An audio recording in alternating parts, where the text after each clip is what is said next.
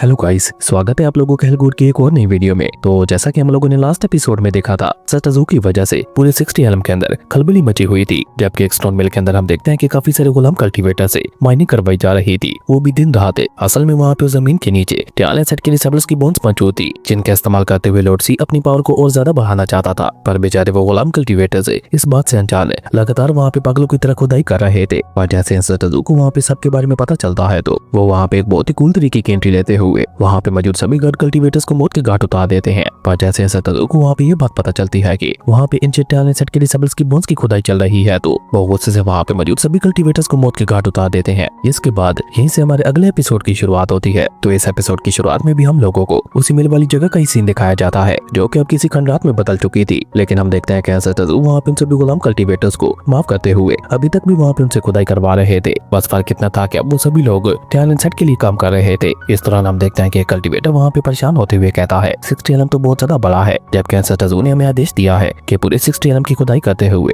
Ancient talent set से जुड़ी हुई हर एक चीज को हमें उन तक पहुंचाना है। और ये कहकर वो वहाँ पे उदास होते हुए कहता है मुझे नहीं लगता कि ये काम हमारी इस लाइफ में कभी भी खत्म हो पाएगा। जिसपे हम देखते हैं कि उस कल्टीवेटर का साथी भी वहाँ पे उसकी हाँ में हाँ मिलाते हुए कहता है तुम बिल्कुल ठीक कह रहे हो, मुझे लगता है हमारी लाइफ में इसी तरह से गुलामों की तरह बस काम करना ही लिखा है। और सबसे ज्यादा अफसोस तो मुझे इस बात का हो रहा है कि जिस एनर्जी का इस्तेमाल करते हुए हम लोग अपनी कल्टीवेशन को बढ़ा रहे थे, वो एंशिएंट टैलेंट सेट के डिसेबल्स की बोन्स थी। हम लोग जितने ज्यादा मर्जी घटिया हो जाए, लेकिन हम ऐसा गिरा हुआ काम नहीं कर सकते। हम लोगों ने अनजाने में ही बहुत बड़ी गलती कर दी। ये तो सटाजू का बड़ापन है, जो हमारी इतनी बड़ी गलती के बावजूद भी उन्होंने हमें माफ कर दिया। इसलिए हमें तो सटाजू का शुक्रगुजार होना चाहिए। अपने साथी की ये बात सुनकर हम देखते हैं कि पहला वाला कल्टीवेटर भी वहाँ पे अपना पूरा दम लगाकर अपनी जगह पे खड़ा होते हुए कहता है हाँ मेरे भाई, तुम बिल्कुल ठीक कह रहे हो, पर ये काम मुझे नहीं लगता ये हमारे मरने तक कभी भी खत्म हो पाएगा। और ये कहकर बेचारा वो कल्टीवेटर दोबारा से वहाँ पे अपने काम पे लग गया था। इस दौरान हम बाहर की तरफ देखते हैं कि अचानक से वहाँ पे एक space time connect portal open होता है, जिसके अंदर से ट्रेन मास्टर निकल कर बाहर आता है, जो के आते साथ ही वहाँ पे सटाजू के सामने अपना सर झुकाते हुए उन्हें ग्रीट करता है। जो देखकर सटाजू कोल्टून में उसे सिर्फ इतना ही कहते हैं काम पे लग जाओ। सटाजू की ये बात सुनकर हम देखते हैं कि वो भी वहाँ पे एक बार फिर से सटाजू के सामने अपना सर झुकाते हुए कहता है ओके एंसेस्टर, जैसा आप कहो। और ये कहकर वो वहाँ पे अपने पास एक हंटर को बाहर निकाल लेता है, जिसे लेकर वो सीधा वहाँ पे ऊपर आसमान में उठते हुए कहता है सभी वर्कर्स मेरी बात गौर से सुनो। अब क्योंकि तुम सभी लोग हमारे टैलेंट सेट के लिए काम कर रहे हो, तो तुम लोगों को हमारे टैलेंट सेट के रूल्स को ही फॉलो करना होगा। ट्रेन मास्टर की ये बात सुनकर हम देखते हैं कि सभी वर्कर्स भी वहाँ पे अपना काम रोक देते हैं। और उन बेचारों को तो अब वहाँ पे डर लग रहा था कि शायद उनके ऊपर कोई बहुत बड़ा बॉम्ब गिरने वाला है। लेकिन ट्रेन मास्टर वहाँ पे अपनी बात आगे बढ़ाते हुए कहता है तुम सभी को हर रोज पूरे 4 घंटे काम करना होगा,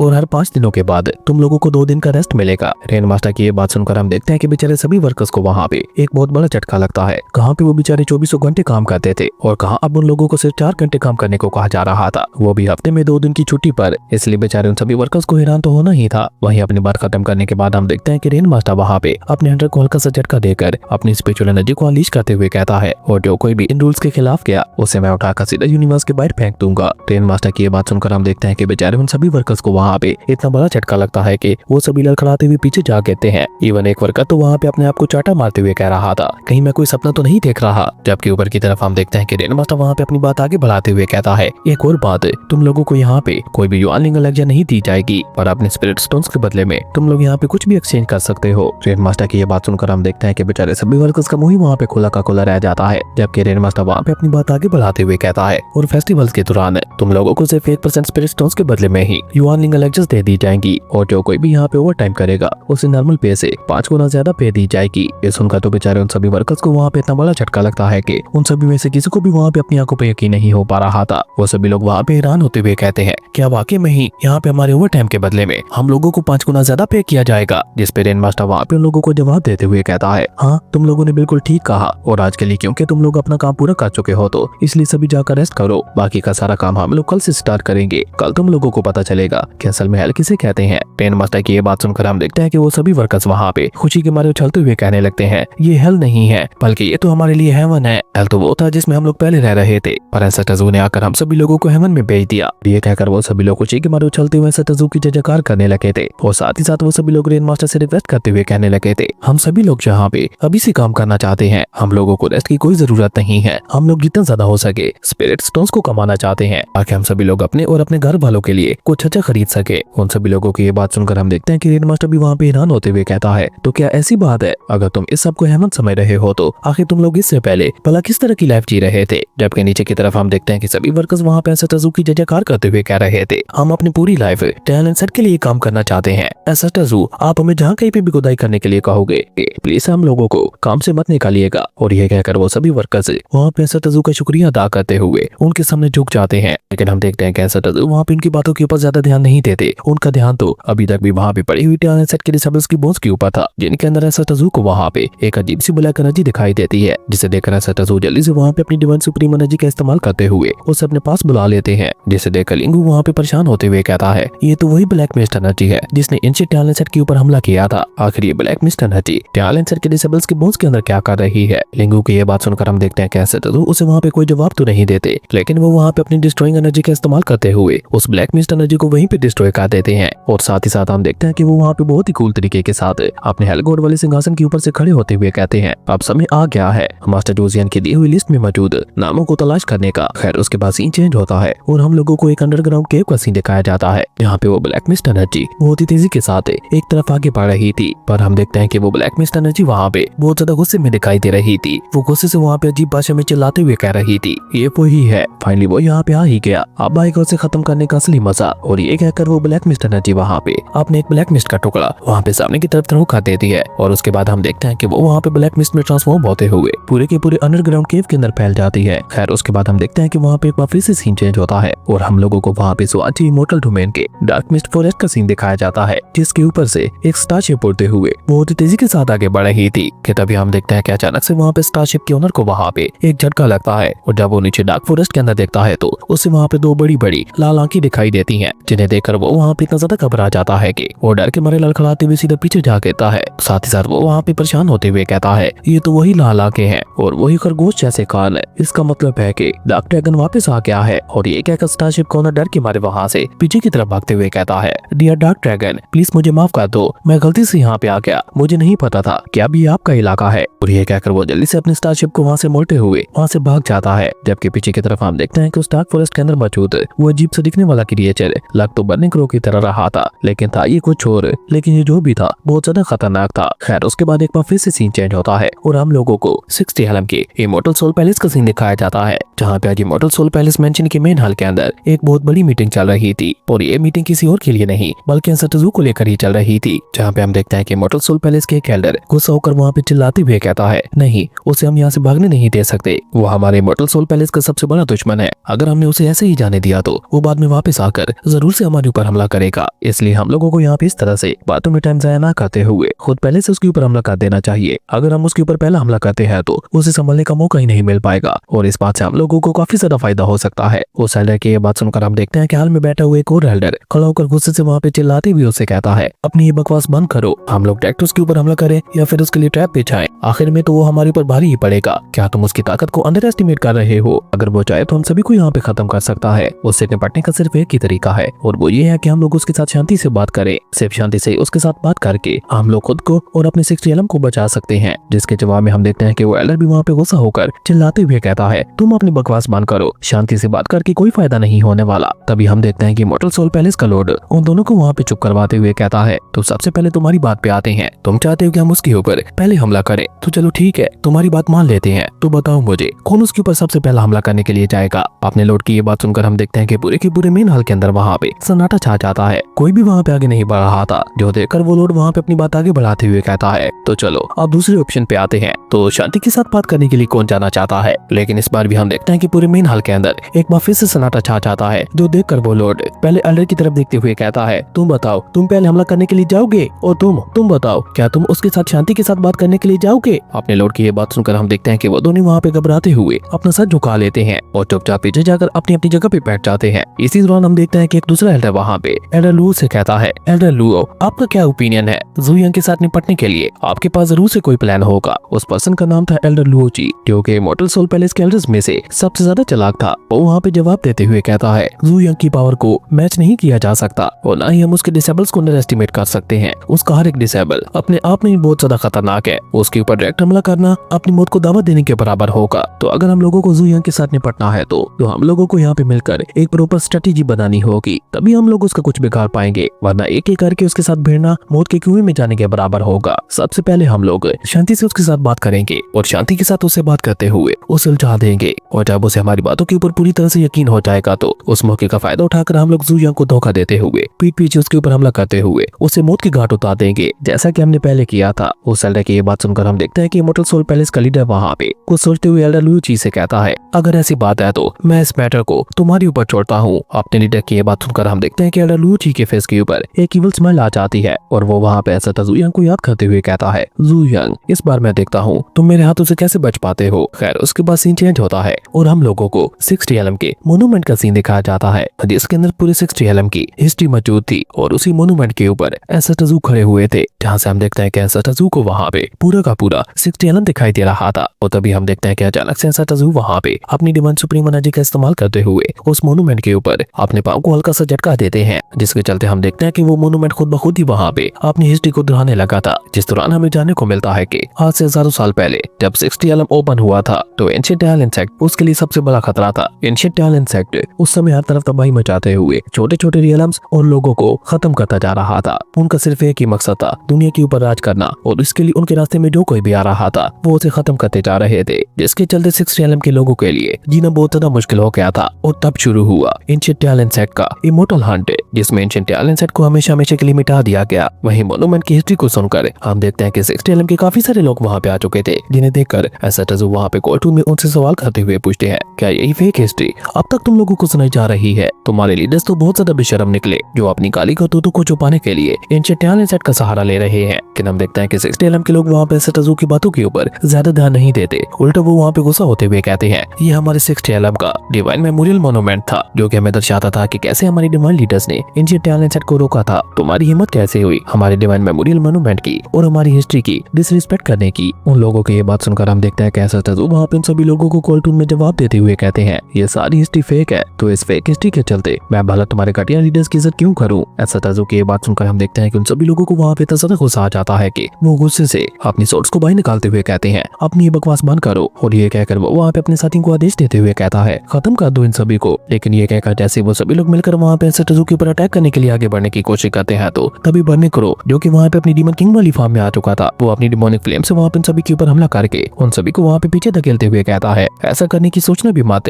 वरना मैं तुम सभी लोगों को यहाँ पे राख में बदल दूंगा। वहीं अपने सामने डीमन किंग को देखकर हम देखते हैं कि वो सभी लोग वहाँ पे इतना ज्यादा घबरा जाते हैं कि वो सभी लोग डर के मारे वहाँ से पीछे हटने लगे थे, जबकि उनका लीडर वहाँ पे बहुत ही बहादुरी के साथ आगे बढ़ते हुए वहाँ पे डीमन किंग से कहता है, तो तुम एक शेप शिफ्टिंग कल्टीवेटर हो, यानी कि बीस्ट कल्टीवेटर्स की महान प्रजाति। तुम वही हो ना जो कि अब तक ब्लैक स्टोन्स को ऑब्जर्व करते हुए अपनी पावर को बढ़ा रहा था? क्या तुम अपनी ताकत को इसलिए बढ़ा रहे थे कि तुम यहाँ पे आउटसाइडर्स की मदद कर सको? तुम्हें शर्म नहीं आती? 60 एलएम होने के बावजूद भी तुम आउटसाइडर्स की मदद कर रहे हो। और ये कहकर वो वहाँ पे अपने साथियों से कहता है, साथियों ये गद्दार है, इस गद्दार को भी खत्म कर दो। दोस्तों यहाँ पे कुछ तो गलत चल रहा है। मुझे लगता है कि बर्नेक्रो की तरह यहाँ पे कोई और भी डीमन क्रिएचर मौजूद है, जो कि ब्लैक मिस्ट एनर्जी का इस्तेमाल करते हुए अपनी ताकत को बढ़ा रहा है। अब वो कौन है और कैसे है उसका पता तो हमें आने वाले एपिसोड्स में ही पता चल पाएगा। जबकि नीचे की तरफ हम देखते हैं कि उन सभी के दरमियान फाइट स्टार्ट हो पाती, उससे पहले हम देखते हैं कि वहाँ पे एक स्टारशिप की एंट्री होती है, जिसके ऊपर से एक एल्डर वहाँ पे चिल्लाते हुए उन लोगों से कहता है, तुम लोगों की हिम्मत कैसे हुई हमारे मेहमानों के साथ इस तरह से बिहेव करने की? ये सभी लोग एलियन सेक्ट से बिलोंग करते हैं, जिसका मतलब है कि ये सभी लोग बाहर से आए हैं, इसलिए सभी लोग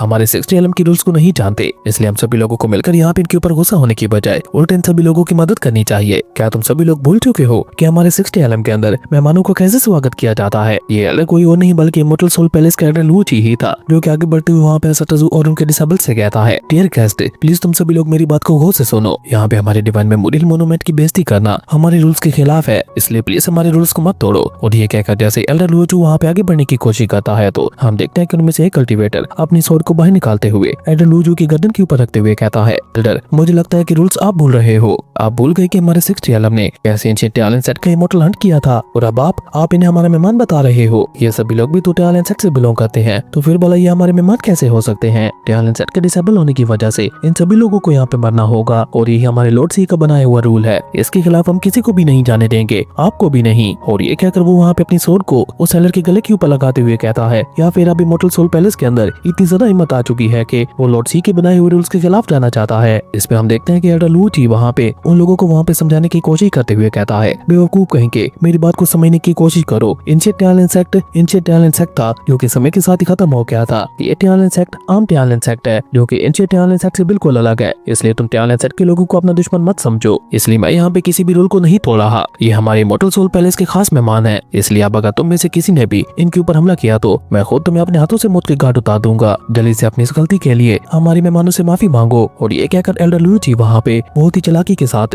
एसेटजू से माफी मांगते हुए कहता है, आपको हमारी वजह से यहाँ पे जो कोई भी तकलीफ हुई है प्लीज उसके लिए हमें माफ कर दो। मैं चाहता हूँ आज आप हमारे इमॉर्टल सोल पैलेस के मेहमान बनो। मैं आपको हमारे लॉर्ड के साथ मिलवाना चाहता हूँ, प्लीज आप हमारे पीछे आइए। पर ऊपर की तरफ हम देखते हैं कि एसेटजू वहाँ पे उसकी चापलूसी को अच्छी तरह से देख पा रहे थे। इवन हम देखते हैं कि मिस निंगयू भी वहाँ पे उसका मजाक उड़ाते हुए कहती है, इमॉर्टल सोल पैलेस के लोग भला इतने अच्छे कब हो गए? मुझे तो लगता है कि ये इन लोगों को बिछाया हुआ कोई ट्रैप है। मिस निंगयू की ये बात सुनकर हम देखते हैं कि डीमन किंग वहाँ पे गुस्सा होकर अपना पाँव वहाँ पे नीचे जमीन पे पटकते हुए कहता है, सच बताओ तुम लोग यहाँ पे आकर क्या प्लान कर रहे हो? डीमन किंग कैसा करते ही हम देखते हैं कि वो पूरा का पूरा एरिया वहाँ पे हिल जाता है, जबकि एल्डर लुईजी वहाँ पे बहुत ही चालाकी के साथ घबराते हुए कहता है, नहीं नहीं आप हमें गलत समझ बैठे हो। हम सभी लोग तो एसेटजू को बहुत ज्यादा एडमायर करते हैं, ऐसा पावरफुल और महान कल्टीवेटर आज तक हम लोगों ने अपनी लाइफ में कभी भी नहीं देखा। और ये कहकर एल्डर लुईजी वहाँ पे इशारे से कुछ लोगों को वहाँ पे बुलाते हुए कहता है, तुम सभी लोग वहाँ पे खड़े खड़े मेरा मुंह क्या देख रहे हो? जल्दी से एसेटजू के लिए तोहफे लेकर आओ। उसके ऐसा कहते ही हम देखते हैं कि वहाँ पे दो सोल्जर्स अपने हाथ में बड़े बड़े बॉक्सेस को उठाते हुए सीधा वहाँ पे एसेटजू के सामने पहुंच जाते हैं, जो देखकर लिंगू वहाँ पे मुस्कुराते हुए कहता है, अगर ऐसी बात है तो चलो ठीक है, हम तुम्हारी बात मान लेते हैं। और ये कहकर वो वहाँ पे उन दोनों बॉक्सेस को ओपन करते हुए उसके अंदर मौजूद सारे ट्रेस को चेक करने लगा था, जो देखकर तो हम देखते हैं कि डीमन किंग भी वहाँ पे खुद को नहीं रोक पाता और वो भी दोबारा से वहाँ पे अपनी बर्निंग क्रो वाली फार्म में आते हुए कहता है, ये तो वाकई में ही काफी ज्यादा कमाल के ट्रेस हैं। तो ये लोग हमें अपने ट्रेस देकर हमें अपने पैलेस के अंदर इन्वाइट करना चाहते हैं। तुम लोगों का ये तरीका मुझे वाकई बहुत ज्यादा अच्छा लगा। लेकिन ये कहते कहते हम देखते हैं कि बर्निंग क्रो अचानक से वहाँ पे गुस्सा होते हुए कहता है, लेकिन ये हमारे लिए काफी नहीं है, हमारे लिए और ज्यादा तोहफे लाओ या फिर मर जाओ यहाँ पे। बर्निंग क्रो कैसा कहते कहते हम देखते हैं कि इस दौरान एसेटजू भी वहाँ पे नीचे आ जाते हैं, जिन्हें देखकर एल्डर लुईजी और उसके साथी वहाँ पे एसेटजू के सामने झुकते हुए कहते हैं, एसेटर प्लीज मेरी बातों के ऊपर यकीन कीजिए, हम लोग वाकई शांति से आपके साथ बात करना चाहते हैं, वरना अगर आप लोगों को हमारी बातों के ऊपर यकीन नहीं हो रहा तो हमारे इमॉर्टल सोल पैलेस के लॉर्ड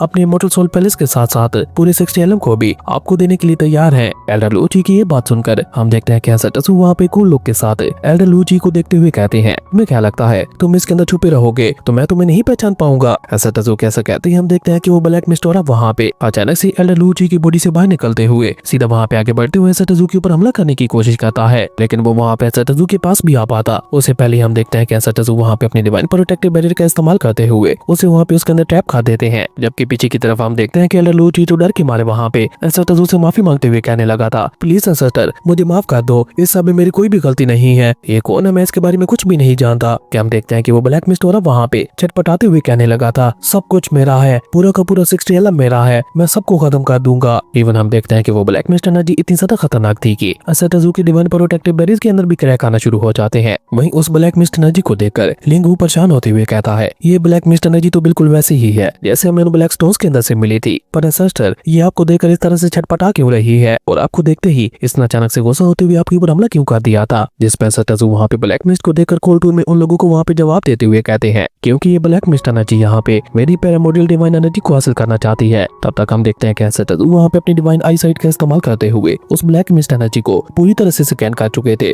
और उसके थ्रोट्स को पढ़कर एसेटजू वहाँ पे कोल्ड टूर में मुस्कुराते हुए कहते हैं, तुम्हारे थ्रोट्स तो वाकई काफी ज्यादा इंटरेस्टिंग है। पर तब तक हम देखते हैं कि वो ब्लैक मिस्ट एनर्जी वहाँ पे काफी हद तक एसेटजू के डिवाइन प्रोटेक्टिव बैरियर के अंदर क्रैक्स ला चुकी थी, पर वो वहाँ पे उसे पूरी तरह से डिस्ट्रॉय कर पाती उससे पहले हम देखते हैं कि एसेटजू वहाँ पे अपने हाथ को हल्का सा झटका देते हुए उसी ऊपर आसमान में ले जाते हैं। और जैसे जैसे हम देखते हैं कि एसेटजू की डिवाइन सुप्रीम एनर्जी वहाँ पे उस ब्लैक मिस्ट एनर्जी के अंदर जा रही थी, वैसे वैसे हम देखते हैं कि उसका साइज वहाँ पे लगातार बढ़ता चला जा रहा था। लेकिन हम देखते हैं कि एसेटजू की डिवाइन सुप्रीम एनर्जी इतनी ज्यादा पावरफुल थी कि वो ब्लैक मिस्ट एनर्जी उसे वहाँ पे बर्दाश्त ही नहीं कर पाती और देखते ही देखते वहाँ पे एक बहुत बड़े एनर्जी ब्लास्ट के साथ उस ब्लैक मिस्ट का खेल वहीं पे खत्म हो जाता है, जिसके चलते हम देखते हैं कि वो ब्लैक मिस्ट वहाँ पे किसी तेजाब की तरह वहाँ पे नीचे गिरने लगी थी, जिसके कतरे वहाँ पे जिस भी जगह पे पड़ रहे थे वो चीज वहाँ पे खत्म होती जा रही थी। इवन 60 एलम की वो फेक हिस्ट्री जिसे वो लोग बहुत ज्यादा महान मानते थे वो भी वहाँ पे खत्म हो जाती है। तो देखकर 60 एलम के लोग वहाँ पे गुस्सा होते हुए कहते हैं, क्या इसने हमारी डिवाइन स्टोन मोन्यूमेंट को डिस्ट्रॉय कर दिया? जिस पे उसका साथी वहाँ पे उसके हाँ में हाँ मिलाते हुए कहता है, तुमने बिल्कुल ठीक कहा और इसका मतलब है कि हम लोगों ने आज तक जो कुछ भी सुना था वो बिल्कुल सच था। टैलेंट के लोग बहुत ज्यादा इवल और घटिया होते हैं, उनके एक्शंस बहुत ही ज्यादा खतरनाक और क्रूअल होते हैं। हमारी हिस्ट्री बिल्कुल ठीक थी, ये ज़ू यंग भी बिल्कुल अपने एंशिएंट टैलेंट की तरह का ही है। और ये कहकर जब वो सभी लोग वहाँ पे एसेटजू को गौर से देखते हैं तो उन सभी लोगों को वहाँ पे एसेटजू के अंदर एक डेवल लॉर्ड दिखाई दे रहा था। उनके पीछे वो ब्लैक मिस्टोरा वहाँ पे लगातार फ्लो कर रहा था, जो देखकर वो कल्टीवेटर डर के मारे वहाँ पे चिल्लाते हुए अपने दूसरे साथी से कहता है, ये ज़ू यंग बहुत ज्यादा खतरनाक है, हम लोग जाकर भी इसका मुकाबला नहीं कर सकते, हम लोगों को जितना जल्दी हो सके सेंसर पवेलियन के अंदर जाकर लॉर्ड सी को इस सब के बारे में बताना होगा, जिसपे उसका साथी भी उसके हाँ में हाँ मिलाते हुए कहता है कि तुम बिल्कुल ठीक कह रहे हो। और ये कहकर वो दोनों वहाँ पे एक भी पल जाए के बगैर जल्दी से वहाँ पे सेंसर पवेलियन की तरफ बढ़ जाते हैं। हम देखते हैं कि उनके साथ साथ 6 एलएम के बाकी सभी लोग भी वहाँ पे सेंसर पवेलियन की तरफ ही बढ़ने लगे थे, जो देखकर बन्नी क्रो वहाँ पे थोड़ा चौंकते हुए कहता है, सेंसर पवेलियन अब ये कैसी जगह है? और ये कहकर बन्नी क्रो वहाँ पे सटजू से सवाल करते हुए पूछता है, बॉस क्या हम लोग भी वहाँ पे चले? बन्नी क्रो की ये बात सुनकर हम देखते हैं कि सटजू उसे वहाँ पे कोई जवाब तो नहीं देते, लेकिन वो वहाँ पे अपनी टाइम एंड स्पेस एनर्जी का इस्तेमाल करते हुए एक स्पेस टाइम का एक पोर्टल को ओपन कर देते हैं, जो कि अब कहाँ पे जाके खुलेगा ये तो हमें आने वाले एपिसोड में ही पता चलेगा, क्योंकि इसी कमाल के सीन के साथ ही हमारा ये अमेजिंग एपिसोड यहीं पे खत्म हो गया था। दोस्तों अगर आप लोगों को ये वीडियो अच्छी लगी तो लाइक करते हैं, और अगर चैनल पे नए आए हो तो सब्सक्राइब करते जाना। तो मिलता है एक न्यू वीडियो में, तब तक के लिए बाय।